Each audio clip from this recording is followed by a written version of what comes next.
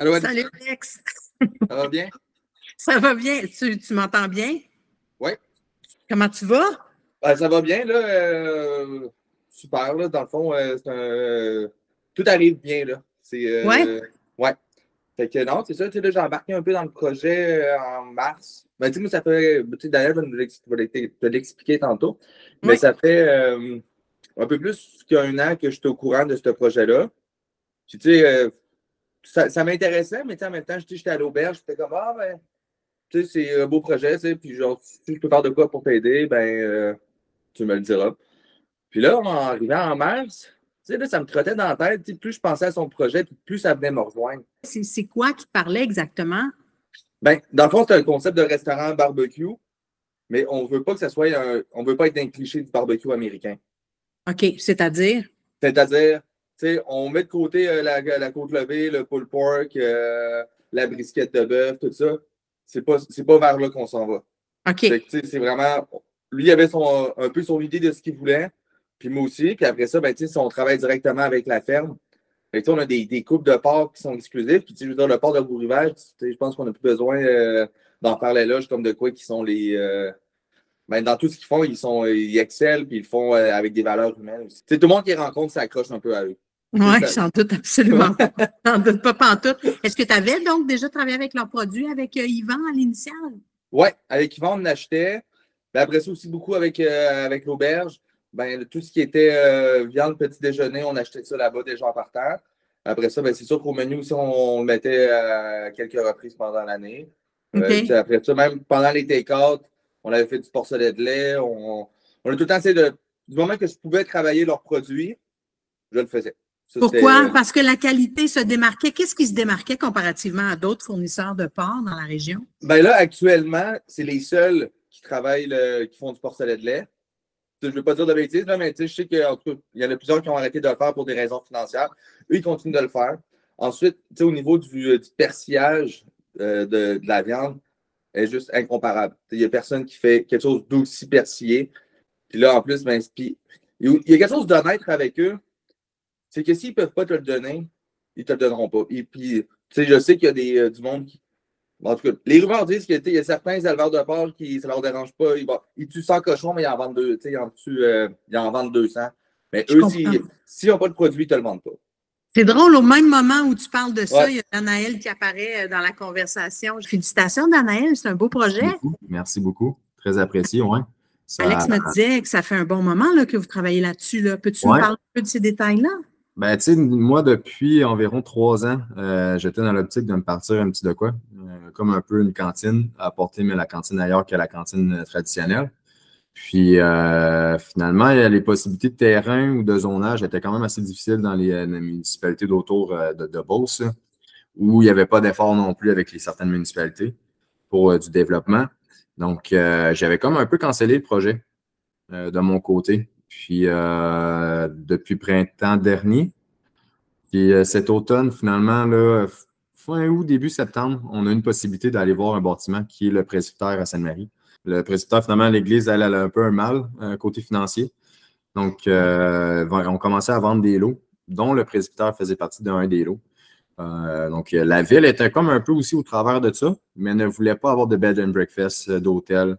Voulait comme remettre un peu de vie en basse-ville de Sainte-Marie. On a fait une offre, puis ça a été long avec le diocèse, avec le municipal, avec l'église. Tout le monde s'envoie un peu la balle. Puis on a tombé propriétaire, on va dire, début février. OK.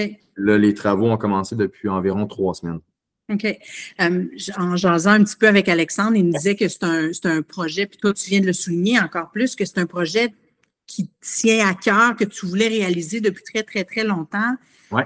De ce que je comprends, dans le but de valoriser le port de Beau-Rivage d'abord et avant tout. Parle-moi un peu de ton rôle dans tout ça, là. On est la 4e génération chez nous. Présentement, on est en train de construire notre abattoir directement à la ferme. Oh, wow! Oui, donc avec 2 gros projets en même temps. Le restaurant vient un peu fermer la boucle finalement là, autour de l'entreprise.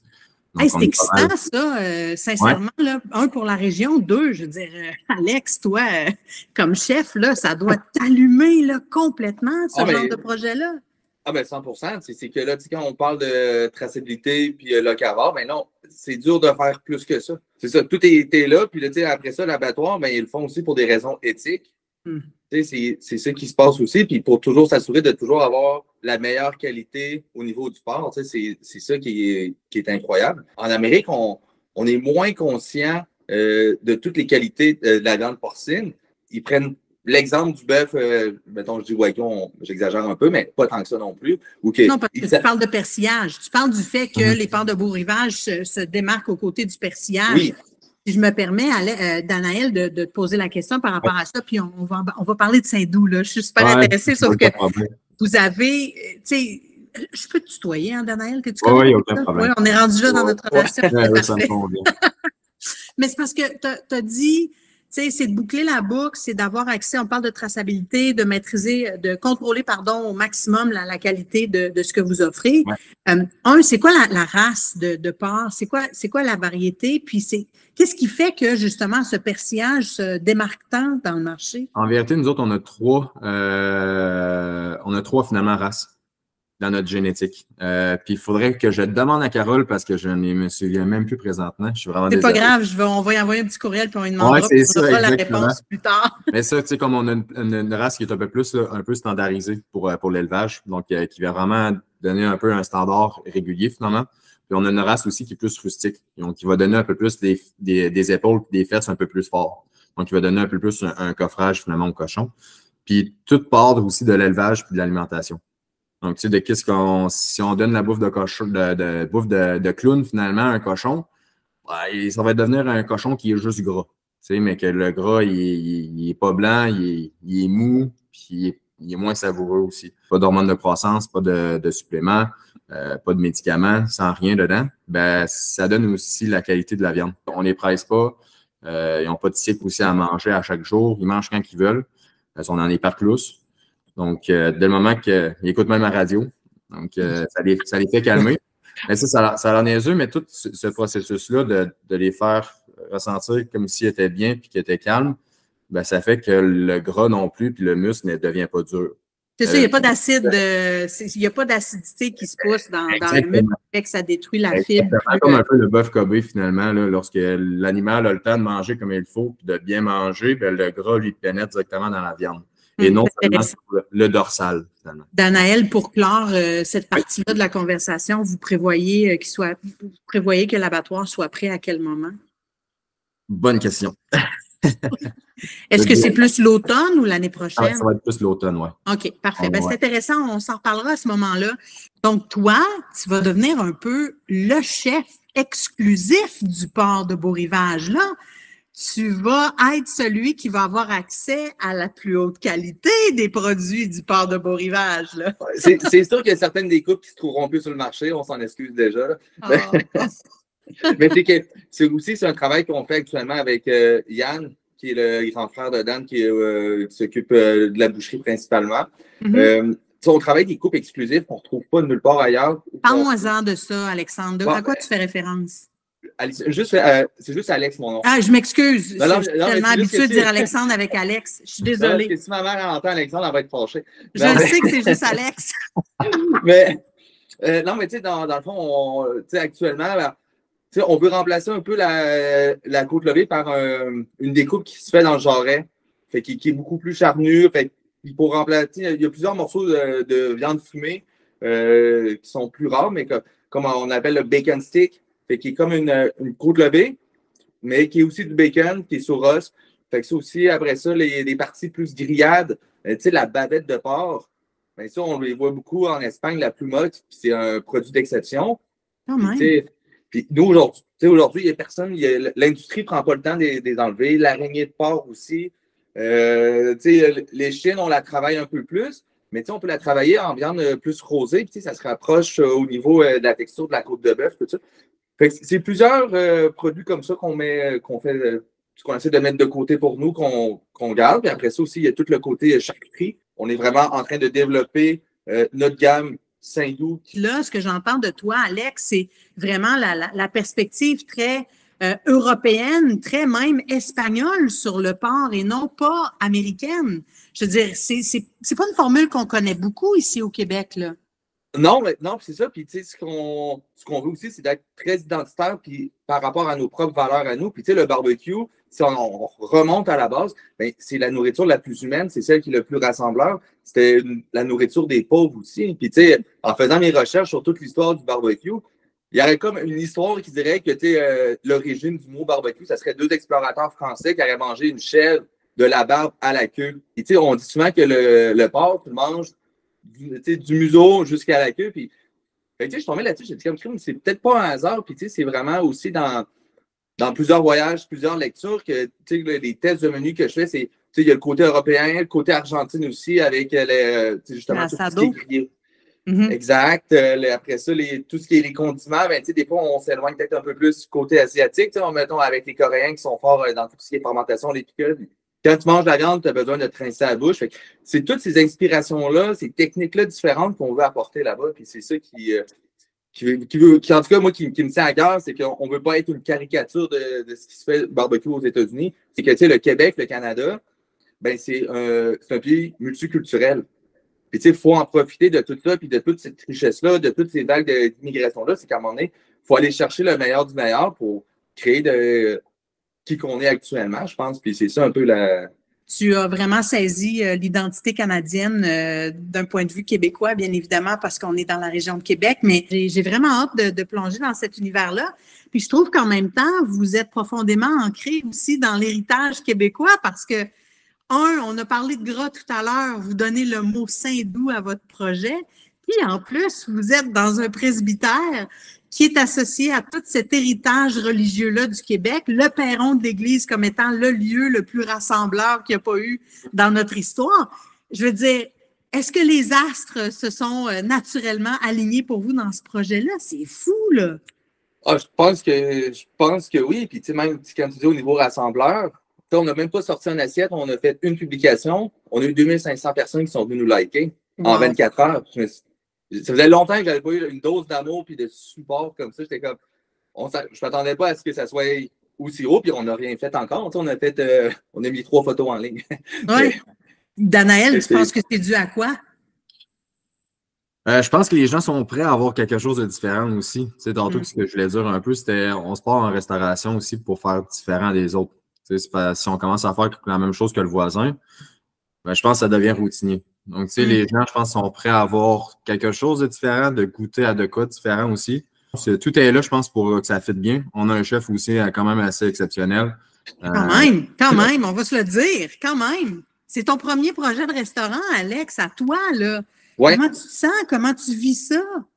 Ben, tu sais, c'est un peu un rêve aussi, parce que moi, c'est une cuisine qui me ressemble beaucoup plus. Tu sais, je veux dire, autant que j'ai fait toutes mes dernières années en gastronomie, dans les restaurants haut de gamme, c'est pas le même genre de client. Puis, tu sais, je pense que c'est une clientèle aussi qui, à longue, ça vient dur sur le moral parce que le monde, du moment qu'ils viennent manger chez vous, c'est pas juste pour avoir du plaisir. Ils viennent te juger. À tous les jours, c'est ça. C'est comme, il faut tout le temps que tu sois au top. Puis, tu sais, avec raison, parce je veux dire, les prix sont là aussi. Puis, il y a tout le temps une espèce de, je pèse mes mots, là, mais une genre de prétention au travers de la gastronomie, dans le vraiment haut de gamme, que c'est compétitif, même si c'est fraternel, là. Fait que tu veux toujours être la meilleure dans tout ce que tu fais. Fait que moi, à un moment donné, je pense qu'avec le temps, moi, ce que j'aime, c'est d'être avec mes amis, ma famille, des endroits qui sont rassembleurs. Tu sais, que le monde, ils vont pas. Ça ne va pas leur prendre 1 an pour économiser pour venir manger chez nous. Tu sais, s'ils veulent venir 3 fois dans le mois, mais ils vont être capables de se le permettre, puis que ça soit chaleureux, familial, rassembleur. Tu sais, moi, c'est comme ça que je me vois aussi, tu sais, dans le long terme, le côté familial qui va se développer aussi. Fait que, c'est des valeurs qui, je pense, qui viennent me chercher un peu plus. Mais c'est sûr que la cuisine, ça reste que c'est ma passion numéro 1. Ben, j'espère. Écoute, tu n'auras pas jamais besoin de me convaincre là-dessus pour avoir goûté à ta cuisine à l'initiale, chez Moffy aussi. Les gens qui regardent ça vont peut-être te reconnaître aussi par les chefs. T'as quand même. C'est quelle saison donc tu as remporté les chefs? 2019. Oui, je vais faire un petit commentaire, puis je te dis ça avec beaucoup d'amour, mais c'est le fun de te voir avec une calotte et non pas les cheveux léchés par en arrière. J'ai l'impression qu'il y a quelque chose qui te va bien là-dedans, Alex. Puis je veux aucunement que ce soit perçu comme un commentaire irrespectueux envers ce que tu as fait et les établissements pour lesquels tu as travaillé, mais le peu que je connais de toi, puis je t'ai côtoyé, t'es vraiment un gars rassembleur, puis tu as le cœur sur la main, puis il y a quelque chose dans ce que vous présentez, toi et Danaël, qui, je pense, va te permettre d'être sur ton X vraiment.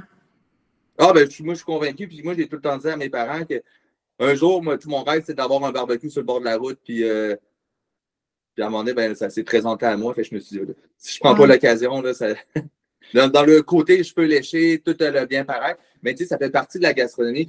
Ben oui. C'est comme un docteur qui s'en va travailler, il met son sarrau. Ben, moi, c'était la même chose que quand j'allais travailler. Ben, je m'assurais de toujours avoir la barbe bien faite. Puis c'était l'image que tu veux projeter, puis que le monde est suit là-dedans. Ben, c'est ça. Puis le Saint-Doux, ben, on est sur un autre image, on est sur un autre cadre professionnel.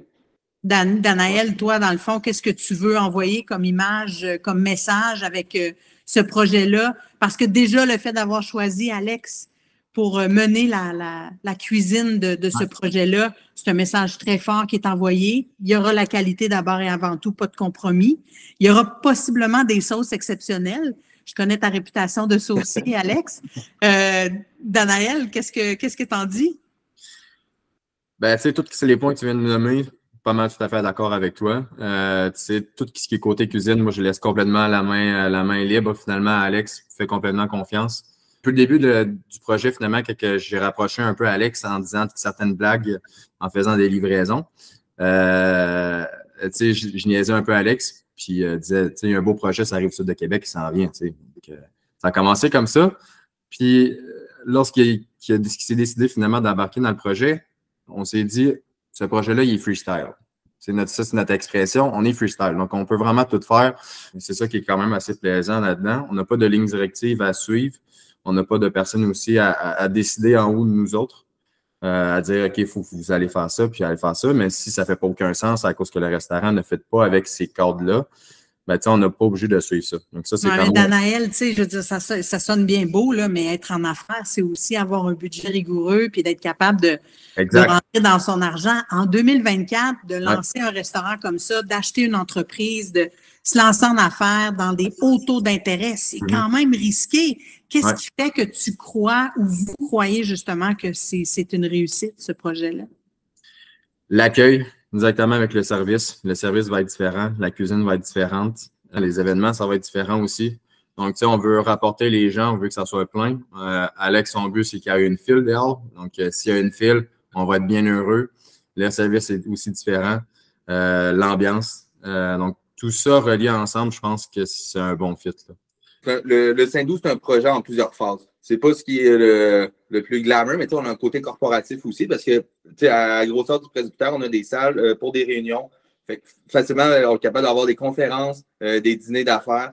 Ensuite, on a un salon VIP pour vraiment des soirées plus discrètes. Il y a plusieurs choses comme ça. On va avoir une boutique aussi. Puis ça, à Sainte-Marie, actuellement, c'est au-dessus de 500 entreprises.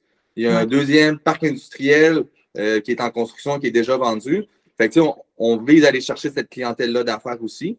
Fait que moi, mon expérience en hôtellerie, c'est là que ça va jouer. Oui, on va garder notre identité. Pendant la grosse saison, on sait que ça va être un peu plus touristique. Donc, justement, on va mettre tous nos efforts dans ce côté-là avec la terrasse aussi à l'extérieur, un 120 places à l'extérieur. Il faut s'adapter. Je pense en restauration, il faut toujours s'adapter. Donc, nous autres, directement en partant, on s'adapte directement à la clientèle puis à la région aussi. Oui, puis il y a de la place pour de la belle créativité aussi d'un point de vue restauration dans la Beauce. Je pense que vous êtes possiblement à la bonne place au bon moment. Les gars, qu'est-ce que je vous souhaite pour l'avenir? Donc là, ça ouvre cet été. Je vous souhaite quoi par la suite dans ce beau projet-là? Trouver notre staff, avoir une belle équipe. Clairement, c'est le nerf de la guerre. C'est le nerf de la guerre.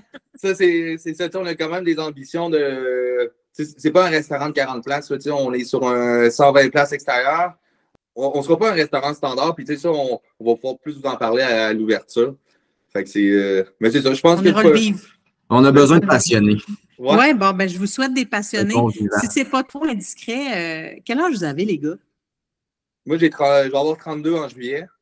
Je m'en vais sur mon 26 en juillet. Donc, on est Les gars, vous êtes super jeunes. Vous avez un projet extraordinaire. Vous avez la vie devant vous. Moi, je vous souhaite encore cette passion-là pendant des années à venir parce que clairement, Vous êtes clairement sur votre X. Bravo. Félicitations. Merci beaucoup, Alison. Pour vrai, merci. ça fait chaud au cœur. Juste pour finir, j'ai écrit à Carole pendant qu'on se parlait concernant les passes. Dans le fond, les 3 races. Moi, je suis proactif. Hein? Hey, il est multitask en tabarouette, Alex. Tu vas aller loin, Alex. Fait que c'est Landras, Yorkshire puis Duroc. Et voilà. OK, quand même. Mais, elle me dit tout de suite, elle dit, la race n'a pas d'importance. Elle dit, c'est l'environnement, la nourriture puis l'amour qu'on lui donne. Les gars, vous avez tout pour réussir. Félicitations. Tu passeras les félicitations à tes parents pour l'abattoir. C'est clair qu'on va en parler. Puis bravo pour ce beau projet Saint-Doux qui s'annonce gras, mais comme on sait que le gras est un véhicule de saveur, énormément savoureux. Salut les gars. Merci. Salut, On se voit bientôt. Au plaisir, c'est sûr. Bye. Salut. Merci encore.